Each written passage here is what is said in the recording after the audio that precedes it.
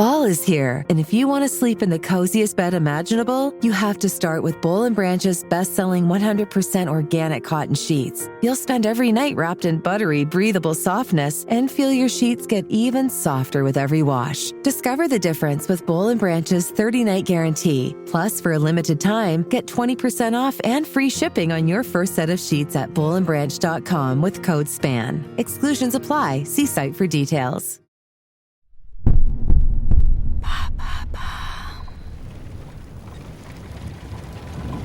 Audebert grelotte.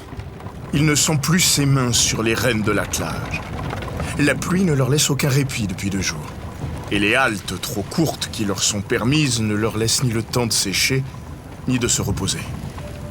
À l'arrière, le corps engourdi sur la banquette en bois dure et froide, Excoffon scrute la pénombre. La lune n'éclaire que partiellement la forêt boueuse environnante. La bougie qui lui reste est sur le point de rendre l'âme. Qu'est-ce que tu fais? Avance! 1 minute, on n'y voit rien. Tu veux dormir ici? Je t'ai dit d'avancer!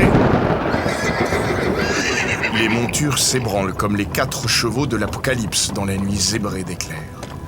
Les roues de la calèche pourraient rompre à tout moment. Et quand Audebert voit l'arbre effondré sur la route, il est trop tard.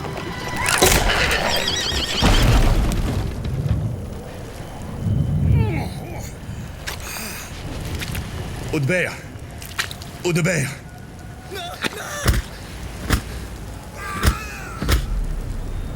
Qui va là? Montrez-vous! Sonné par la chute, terrifié, Excoffon aperçoit le reflet de son pistolet dans la boue. Parvient à s'en saisir. Mais pour tirer sur quoi? Sur qui? Il ne voit plus que des ombres dans l'ombre.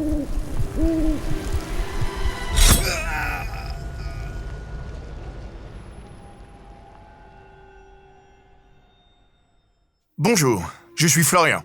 Bienvenue dans Les Fabuleux Destins. Cet épisode est le premier que nous consacrons aux braquages les plus célèbres de l'histoire. Aujourd'hui, je vous parlerai de l'affaire des Postes de Lyon. En 1796, 2 convoyeurs trouvèrent la mort dans l'attaque de leur diligence, et 7 millions de livres se volatilisèrent dans la nuit. L'enquête qui s'ensuivit aboutit à un procès retentissant et à l'un des plus grands mystères judiciaires de l'histoire de France.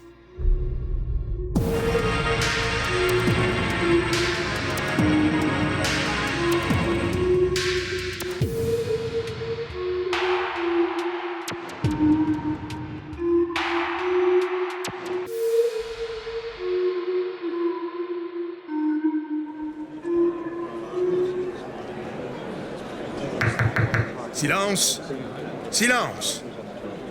Dans la salle du tribunal de Paris, règne une effervescence des plus bruyantes. 4 hommes sont accusés. Chacun d'entre eux risque la peine capitale. Courriol, Richard, Guénaud et Le Surc ont été arrêtés quelques semaines seulement après les faits. Le vol de la diligence Paris-Lyon est d'autant plus grave que les 7 millions de livres qu'elle transportait appartenaient à l'État français et devaient servir à payer les soldats de l'armée d'Italie. En 1796, un jeune et brillant général du nom de Napoléon Bonaparte mène campagne dans le sud-est du pays contre une coalition de monarchies européennes. La sentence se doit d'être exemplaire. Juste après la Révolution, il règne en France une insécurité croissante. Le chaos politique a donné naissance au gouvernement du Directoire, qui peine à contenir la criminalité qui se répand sur tout le territoire. Courriol est un représentant de commerce, en apparence tout à fait honnête. Mais la police a retrouvé près d'un 5e du butin dans sa calèche personnelle. Richard, un receleur connu des autorités, est appréhendé le même jour. Il se cachait chez Courriol. Quant à Le Surc et Guénaud, ils ont été aperçus loin de chez eux le soir du crime, dans une auberge toute proche du lieu de l'attaque. Le juge Daubenton a beaucoup trop d'expérience pour croire aux coïncidences. Son regard sec n'exprime qu'une profonde sévérité. Dans les jours qui ont suivi les faits, les policiers ont fait un travail remarquable. À quelques mètres du corps d'Audebert, égaré dans la boue, ils trouvent un éperon argenté perdu par l'un des assaillants. Le jumeau de cet éperon se trouve sur l'une des bottes de Courriol. Le même jour, Un morceau de sabre brisé par la violence des coups est également retrouvé. Pour l'accusation, il ne fait donc aucun doute que les 2 meurtres étaient prémédités. À tout cela vient s'ajouter un élément clé qui renforce encore la thèse de voleur parisien. 6 jours après l'attaque, la police trouve un cheval errant dans les rues de la capitale. Sa selle est formellement identifiée comme celle d'Audebert, prouvant que l'un des voleurs s'est enfui avec cette monture. Mais si Richard, Couriol et Guénaud plaident rapidement coupables, le Surque, lui, n'a cessé de nier depuis le départ, répétant qu'il est victime d'une grave erreur judiciaire. Et plusieurs témoignages viennent petit à petit accréditer sa version des faits. Un certain Dubosc, bijoutier à Paris, présente une ressemblance physique particulièrement troublante avec le Surque. Le doute gagne une partie du tribunal et complique encore la tâche du juge. 3 des accusés reconnaissent les meurtres. Ils réfutent la préméditation. Selon eux, ils n'avaient absolument pas l'intention de tuer, mais y ont été contraints lorsque les 2 convoyeurs se sont défendus. La complexité sans égale de cette affaire entraîne sa popularisation dans la capitale. Le peuple est divisé, et le verdict fait l'objet d'une attente particulièrement tendue. Silence! Silence, ou je fais évacuer la salle. Tout Paris retient son souffle.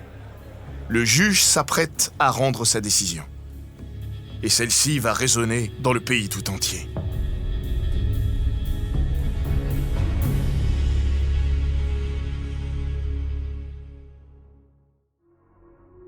Avant de continuer cet épisode, nous voulions vous remercier pour votre écoute. Si vous voulez continuer de nous soutenir, abonnez-vous à la chaîne Bababam Plus sur Apple Podcast. Cela vous permettra une écoute sans interruption. Ou bien, écoutez ce message de notre partenaire, sans qui ce podcast ne pourrait exister. Ne partez pas, on se retrouve tout de suite après.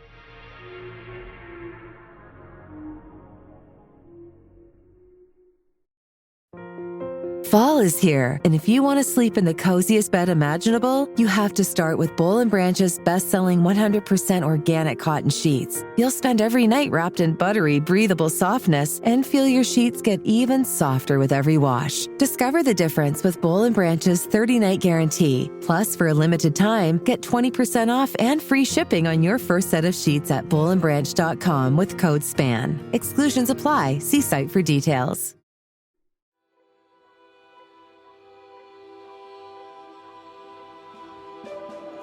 Il est entravé par des chaînes aux mains et aux pieds. Les morsures des fers sur ses chevilles lui infligent une douleur insoutenable à chaque pas. Ses pieds en sang laissent, un pas après l'autre, leurs marques sur les pavés de la place de Grève. Avant lui, Couriol y est passé. Jugé coupable, condamné à mort, ce dernier a déclaré juste avant le moment fatidique « Je suis coupable, mais le Surque est innocent. » Rien n'y fait pourtant. Et voilà le Surque conduit à son tour jusqu'à l'échafaud, devant une immense foule de curieux. C'est quand il gravit difficilement les marches de bois qu'un homme ose enfin élever la voix. « Innocent! Le Surque est innocent !» Il est immédiatement repris par une grande partie de la foule qui, de plus en plus agitée, contraint les dizaines de soldats présents à faire barrage de leurs fusils. Ça et là, des coups pleuvent pendant plusieurs minutes jusqu'à ce que le peuple recule. Le Surque claque des dents sans pouvoir se contrôler. Il chancelle et tombe une première fois avant d'être relevé sans ménagement. Sa fin est inévitable. On l'agenouille. On le contraint à placer sa tête dans le creux de bois prévu à cet effet. Et 40 kilos d'acier trempé lui tranche la gorge, faisant rouler sa tête au sol, la bouche ouverte et les yeux figés vers le ciel. L'exécution des coupables en 1796 ne marqua pas pour autant la fin de l'affaire. C'est même tout le contraire. En 1800, la pression de l'opinion publique pousse le juge Daubenton à rouvrir l'affaire. Le dénommé Dubosc est maintenant placé au centre de l'affaire. Sa ressemblance avec le Surque a toujours entretenu la confusion et, pendant le nouveau procès, il est finalement désigné par l'un des témoins comme étant le vrai coupable. À Paris, l'histoire se répète. Les mêmes tambours battent le pavé, couvrant les protestations de Dubosc lorsque celui-ci est conduit sur l'échafaud. Il est à son tour agenouillé sous la guillotine, cette fois-ci dans le silence le plus complet. Paris ne sait plus qui croire. Je suis coupable. Le Surc était innocent. La foule n'a pas le temps de réagir à ses aveux. Dubosc n'est plus. Mais si l'on croira longtemps que sa culpabilité innocente le Surc, cela ne sera en réalité jamais prouvé. Au début des années 80, on cita cette condamnation comme un symbole des incertitudes judiciaires au nom desquelles la peine de mort devait être abolie. Ce fut finalement le cas par la loi du 9 octobre 1981. Mais le mystère entourant l'affaire des postes de Lyon court encore aujourd'hui. Merci d'avoir écouté cet épisode des Fabuleux Destins. Dans le prochain épisode, je vous parlerai de Jesse James, le dernier bandit de l'Ouest. En attendant, si cet épisode vous a plu, n'hésitez pas à laisser des commentaires et étoiles sur vos applis de podcast préférés.